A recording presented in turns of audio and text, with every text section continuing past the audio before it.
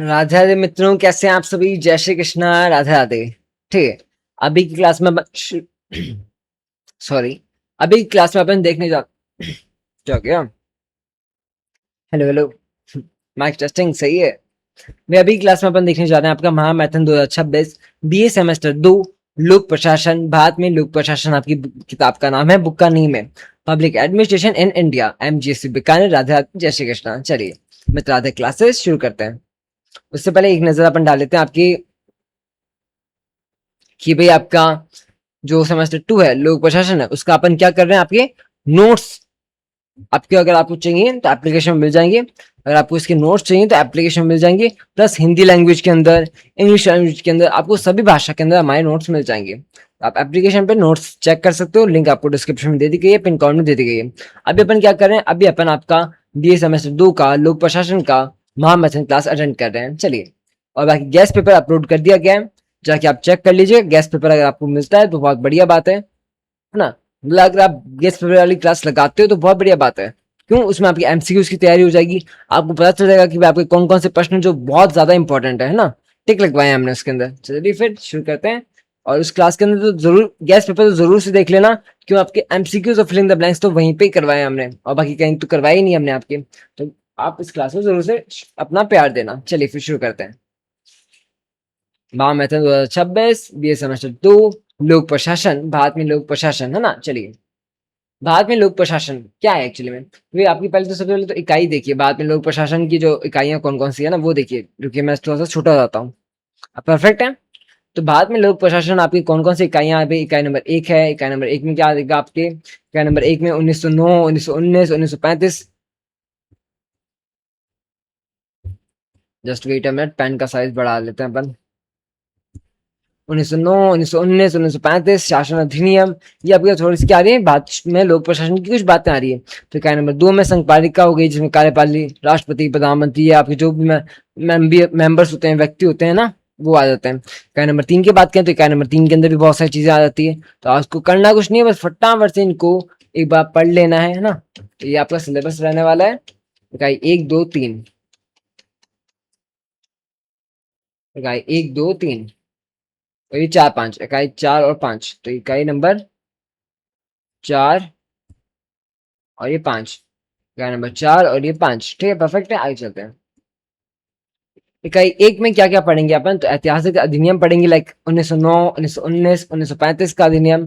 स्वतंत्रता के बाद में भारतीय प्रशासन की प्रमुख विशेषताएं क्या थी, संविधान की प्रस्तावना क्या है, परिवेशी ढांचा क्या है। चलिए बात करते हैं। क्लास अपन थोड़ी जल्दबाजी में, यानी कि थोड़ा जल्दी अटेंड करेंगे, बिकॉज इसके बाद मेरी कई सारी लाइव क्लासेस भी हैं, है ना, दैट्स वाई। बाकी अगले सेमेस्टर में अपन जरूर सेमेस्टर कोई सा भी ऊपर आपका पब्लिक एडमिशन बहुत अच्छी क्लास अटेंड करेंगे, रेगुलर क्लासेस अटेंड करेंगे। भारत में आधुनिक प्रशासन अचानक नहीं बना, यह एक लंबी ऐतिहासिक प्रक्रिया का परिणाम है। ब्रिटिश शासन के दौरान 3 प्रमुख अधिनियम बनाए गए, जिन्हें भारतीय प्रशासन की नींव हिला दी या नींव रख दी। तो आपके क्या थे? आपकी भारतीय प्रशासन की नींव रख दी और ब्रिटिश प्रशासन की नींव हिला दी। कैसे? कि भाई आपके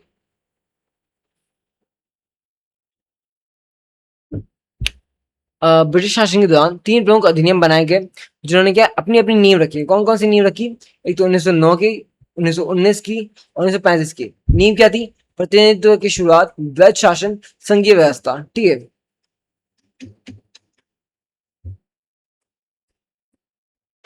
भारत शासन अधिनियम 1909 क्या था? 1909 क्या था आपको अच्छे से एक्सप्लेन करना है ना। तो इस क्लास के अंदर हम अंदर अपन क्या करने वाले हैं, अपन नोट्स आपको दिखा रहा हूँ मैं, है ना। समझाने का इतना टाइम है नहीं, बिकॉज तो मैं आपको क्या कर रहा हूँ, नोट्स दिखा रहा हूँ। प्लीज इस बार मेरी बात को ध्यान से समझिएगा कि इस बार अपने पास इतना टाइम है नहीं कि अपन हर एक चीज को अच्छे से समझने बैठे, है ना। That's why I will say you कि आप फटाफट से नोट्स का स्क्रीनशॉट ले लीजिएगा, या फिर इसको वीडियो पॉज करके पढ़ लीजिएगा। मैं भी अपने आप को गायब कर रहा हूँ, साइड कर रहा हूँ। फिर आपको हर एक पेज के अंदर क्या करना है, वीडियो पॉज करना है और चेक करके इनको पढ़ लेना है। वीडियो खुद पॉज करोगे, खुद इनको पढ़ लोगे। नोट्स बहुत प्यारे बनाए गए। अगर मैं समझाना चाहता ना, तो मैं कर रहा हूँ, लिटरली कर रहा हूँ, 2 से ढाई घंटे की वीडियो बन जाएगी अपनी पूरी बुक को कवर करने में। पूरी बुक को कवर करने में 2 ढाई घंटे की वीडियो बनेगी, और बहुत शानदार तरीके से आपको एक्सप्लेन भी कर देता, मतलब अच्छे से एक्सप्लेन करता, हर एक टॉपिक का एग्जाम्पल बताता। आपके कह रहा हूँ मैं, आपकी आम बोलचाल भाषा के अंदर कैसे बताते हैं, अच्छे से बताता।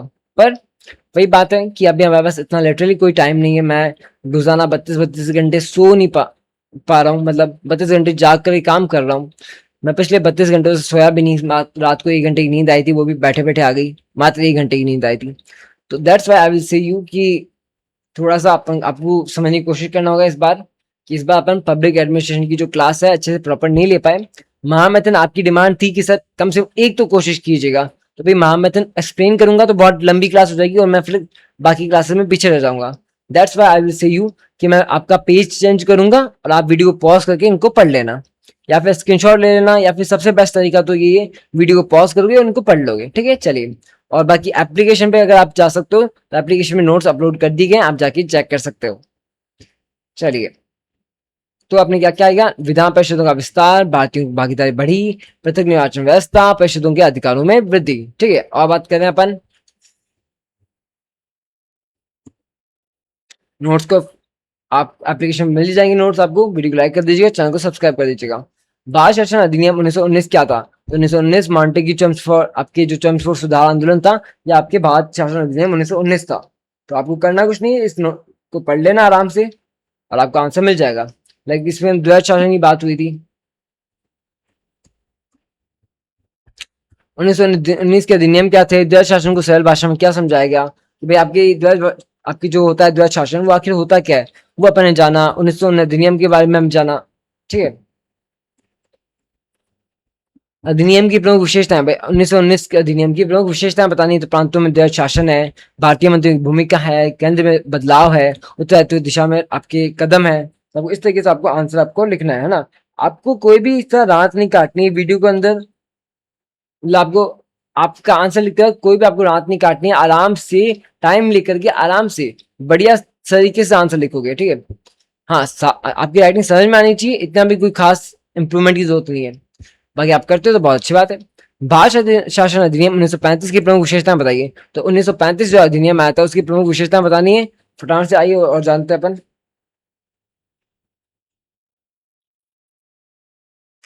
1935 की विशेषताएं बतानी है तो लो भाई, इस तरीके से विशेषताएं बता दोगे कि संघात्मक आपकी सरकारी योजना है, 3 सूचियां हैं, प्रांतीय स्वायत्तता है, संघीय न्यायपालिका है। ठीक है, चलिए और बात करें अपन।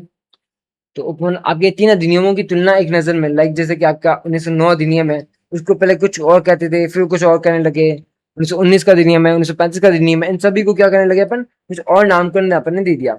और बाकी आपके सामने है हर एक चीज, इसके बारे में अंतर बता रखा है, आप अंतर देख सकते हो। स्वतंत्रता के बाद भारतीय प्रशासन की प्रमुख विशेषताएं क्या थी? तो भारतीय प्रशासन की प्रमुख विशेषताएं क्या थी स्वतंत्रता के बाद, ये हमें बताना है। हमें बताना है कि भारतीय प्रशासन क्या क्या हाल था, कि संवैधानिक आधार क्या था, आपकी कह सकते हैं अपन लोकतांत्रिक स्वरूप कैसा था, योग्यता आधारित चयन कैसी थी, आपके विकासोन्मुख प्रशासन कौन से थे, है ना। ये अपन ने बात करी है। चलिए और बात करते हैं अपन।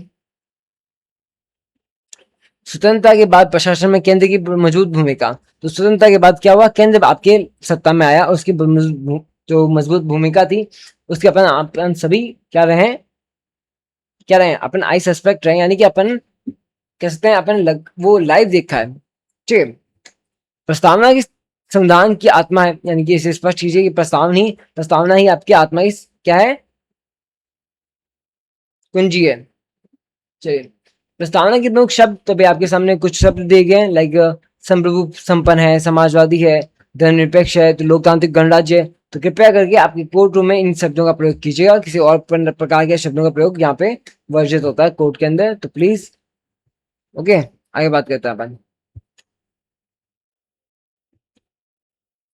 प्रस्तावना में नागरिकों को क्या मिलता है भाई? न्याय मिलता है, स्वतंत्रता मिलती है, समानता मिलती है, बंधुता मिलती है। ठीक है, भारतीय संसदीय लोकतंत्र की प्रमुख विशेषताएं बताइए। तो भारतीय जो संस्कृति है, आपकी संसदीय है, उसकी प्रमुख विशेषताएं बतानी है तो आप उत्तराधिकारी कार्यपालिका, प्रधानमंत्री महत्वपूर्ण स्थान, विधायिका कार्यपालिका, विपक्ष की भूमिका, जनता की भागीदारी, बढ़िया सारे उदाहरण आपको यहाँ पे दे दिए गए हैं। चलिए आगे चलते हैं। संसदीय लोकतंत्र गुण और अवगुण। तो भाई लोकतंत्र के गुण कौन से हैं, अवगुण कौन से हैं, ये हमें बताना है। भारतीय संघवाद की प्रकृति क्या है? तो भाई आपकी भारतीय संविधान जो है, भारतीय संघवाद जो है, उसकी प्रकृति हमें बतानी है। भारतीय संघवाद की प्रगति बतानी है, फिर आपकी शक्तियों का विभाजन करना है, शक्तियों का विभाजन अपन ने कर ही दिया है। नियोजन क्या है, आपकी प्लानिंग क्या है? प्लानिंग का मतलब क्या है कि भाई प्लानिंग किस तरीके से करनी जानी चाहिए, आवश्यकता क्या है, उद्देश्य क्या है, यह पे मेरे को जानना है। लाइक जैसे कि मान लीजिए हमारा जानना है कि भाई क्या प्लेटफॉर्म पे आपकी ट्रेन आती है, कितने नंबर पे आती है, कब आती है, ये अपन को जानना है ना। तो अपन किससे बात करेंगे? टीटी से बात करेंगे, वरिष्ठ व्यक्ति से बात करेंगे। नियोजन की आवश्यकता, उद्देश्य भी, आवश्यकता क्यों थी, अपन ने बात करी है ना, आवश्यकता क्यों थी।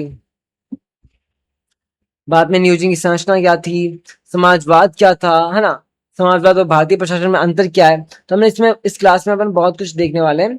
बस आपको करना कुछ नहीं है, वीडियो को पॉज करके इनको आगे चलाते जाना है। वीडियो को पॉज करना, इनको पढ़ना, फिर आगे और चल जाना, फिर वो वीडियो को पॉज करना, फिर चलना, है ना।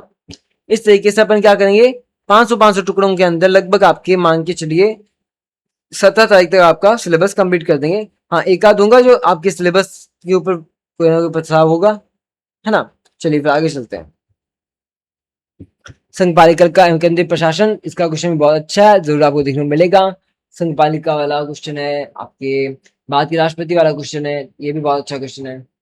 राजस्थान की जो राष्ट्रपति हैं उनकी प्रमुख विशेषताएं बताइए, तो विशेषताएं आप बताओगे। और राष्ट्रपति की भूमिका बताओगी, क्योंकि राष्ट्रपति की आखिर भूमिका क्या होती है भाई, वो आपके साइन कर रहे हैं सिर्फ, है ना, अनुमति प्रदान कर रहे हैं, इसके अलावा भी उनकी कुछ भूमिका होती है, आप लिख दीजिए। प्रधानमंत्री कौन होते हैं, उनकी स्थिति क्या होती है, अपन को बतानी है कि भाई प्रधानमंत्री के लिए अपन को क्या क्या चीजों की आवश्यकता होती है प्रधानमंत्री बनने के लिए, है ना, ये बता रखा है। प्रधानमंत्री की प्रमुख शक्तियां बता रखी है, भाई प्रमुख शक्तियां क्या क्या होती हैं प्रधानमंत्री जी की, है ना। और मंत्रिपरिषद क्या है, ये कैसे काम करती है, मंत्रिपरिषद की भूमिकाएं क्या है, ये सब आपको काम मिलेंगे नेक्स्ट टॉपर्स वाली बैच के अंदर मिलेंगे। आपको करना कुछ नहीं है, बस क्लास को जाकर ज्वाइन करना है, ठीक है। आगे चलते हैं। केंद्रीय सचिवालय के बारे में भी क्वेश्चन आता है, बहुत अच्छी बात है। केंद्रीय सचिवालय के प्रमुख कार्य कौन कौन से, तो प्रमुख कार्य कौन कौन से वो आपको बताने हैं, ठीक है।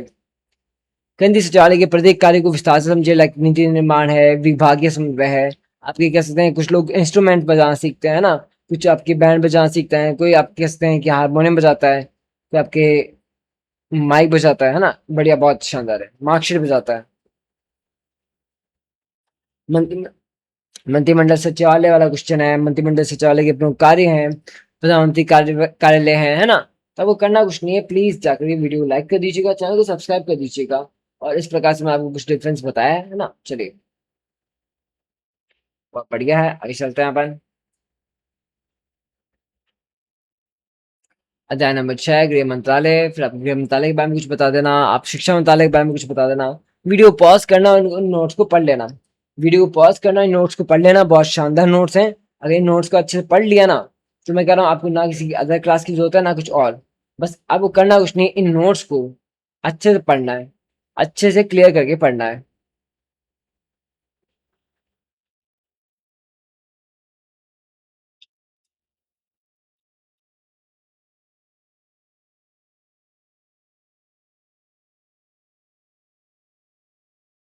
आपको बस इसका वीडियो को पॉज करना है और यहाँ पे नोट्स को बनाते चलना है, फिर नोट्स को पढ़ते हुए चलना है, ताकि आपकी प्रैक्टिस भी हो जाए साथ में, और हमारी जो मिशन है वो मिशन भी पहुंच जाए। चलिए और चलते हैं आगे अपन।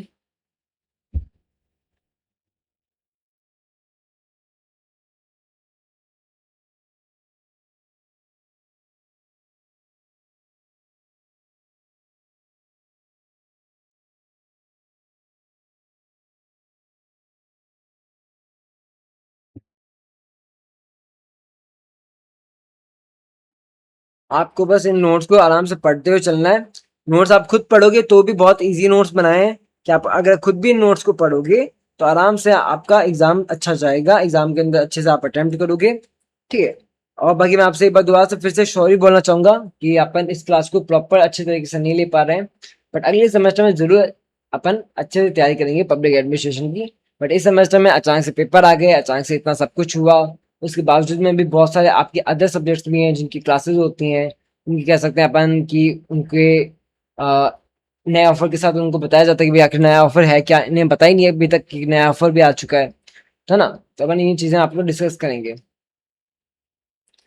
ठीक है। बजट क्या है, ये अच्छा क्वेश्चन है, इसके क्वेश्चन आ सकते हैं, इनके प्रकार आ सकते हैं, सरल शब्द आ सकते हैं, है ना। तो हर एक चीज क्वेश्चन को ध्यान से पढ़िए, देखिए, बहुत सारी चीजें उनमें आ सकती है।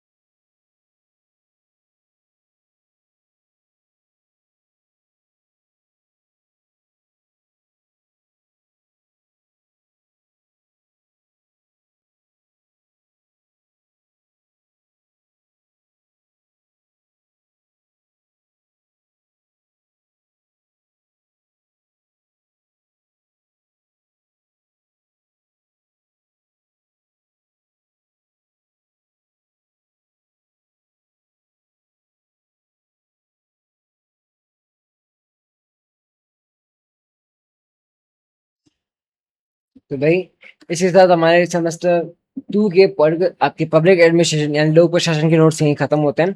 आप वीडियो पॉज करना, अच्छे से नोट्स को पढ़ लेना। बाकी मैं एक बार फिर से कहना चाहूंगा, क्षमा कीजिएगा मुझे कि मैं एक्सप्लेन नहीं कर पाया, बट अभी देखिए वही बात है, इसके बाद भी हमारी कई सारी लाइव क्लासेस हैं, उनको भी अटेंड करना है। तो thank you so much, Radhe Radhe, जय शंकर की, थैंक यू सो मच, है ना। चलिए फिर, धन्यवाद।